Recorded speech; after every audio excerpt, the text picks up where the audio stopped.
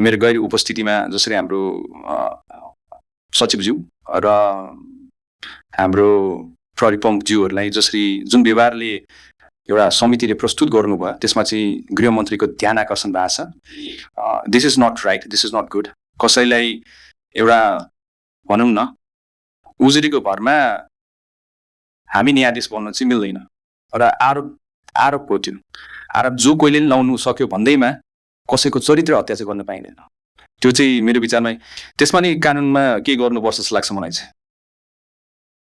It is not good. अनि हाम्रो गृह मन्त्रालयकै ध्यान आकर्षण भएको छ यसमा चाहिँ। We are not happy about it. अनि यो समिति अलिकति मलाई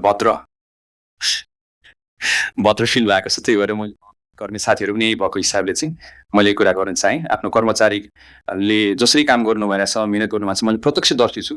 जसरी आइजी साहबहरू काम गर्नुभएको छ म प्रत्यक्षदर्शी छु। उहाँहरू हाम्रो स्पिरिटमा, स्पेसली यो सरकारको स्पिरिटमा काम गर्नलाई उहाँहरू दिनरात खट्नु भएको छ। 2 मन छैन आरोप भन्ने लगाउने जोसुकैले पनि सक्यो, तर त्यो पुष्टि नभएसम्म चाहिँ कसैलाई चाहिँ दोषी करार गरेर चाहिँ एउटा समिति मार्फतमा चाहिँ यस्तो गर्नु चाहिँ राम्रो होइन जस्तो चाहिँ मलाई लाग्छ।